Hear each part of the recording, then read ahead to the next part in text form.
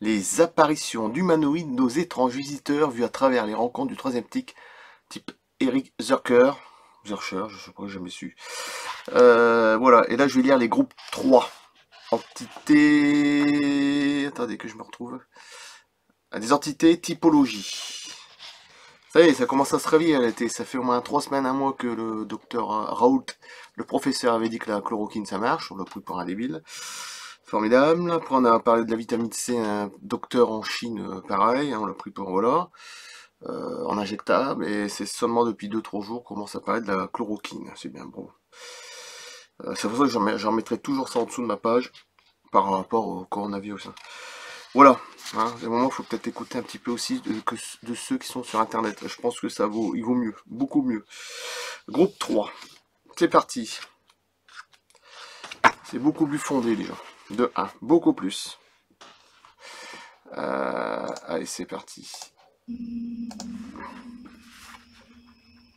Groupe 3, c'est ça.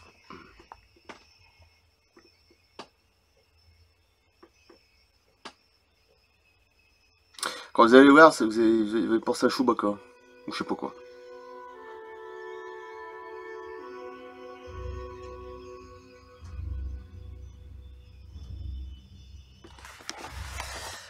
Alors, groupe 3. Les entités typologie. Groupe 3, il y a 7 cas, soit 0,4,93% de 4 groupes. Ce qui est déjà pas mal, presque 5%. Hein. Si j'ai bien... Ouais, ça doit être ça. Ce groupe ne comporte pas de variantes.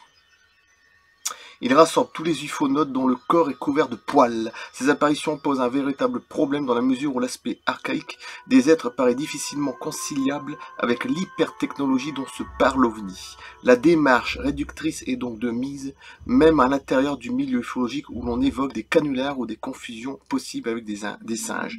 Mais sans l'ombre d'une preuve, de toute façon peut-être que même là, les Bigfoot, les Sasquatch, les Yeti, tout ça, ça descend peut-être aussi de là. Ils ont été mal, on va dire, bridés. Hein. Des sortes de cobayes.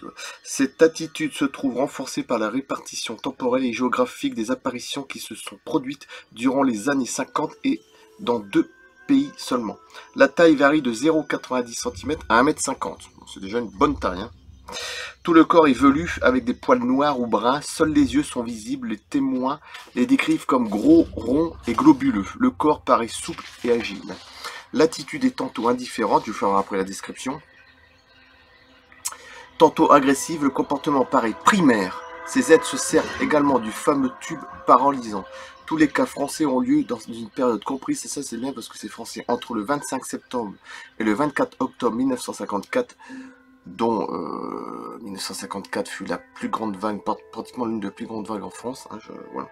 Peut-être sûrement la plus belle, soit en moins d'un mois.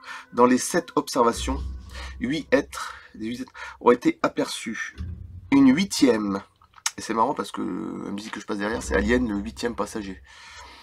Une 8e observation existe, mais elle n'est pas comptabilisée dans ce groupe. L'Octudie, le 5-10-1954. L'être, bien que couvert de poils, possédait une caractéristique remarquable qui a conduit à son intégration au groupe 6. Au niveau mondial, 3 observations similaires se sont déroulées au Venezuela du 28 novembre au 16 décembre 1954. Encore une fois, 1954. Et là, c'était mondial, c'est-à-dire qu'il n'y a pas eu qu'en France, qu'en 54, je dis en 54, à mon avis, ça a dû être énorme.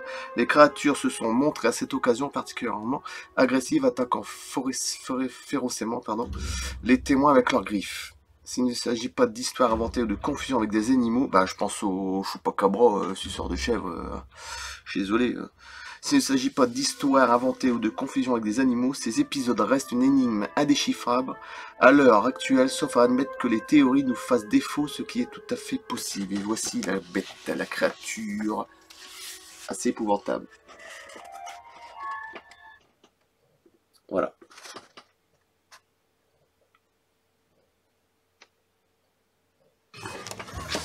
Voilà, alors...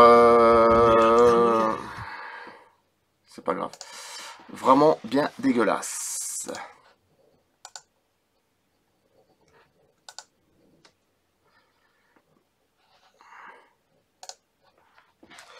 Voilà, je leur fais voir. Voilà.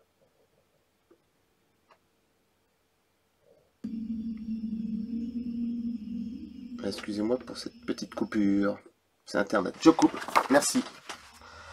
Et je vous fais une deuxième suite parce que comme c'est pas assez long à lire, ça vous aurez 2 vidéos au suivant. Ça sera beaucoup mieux.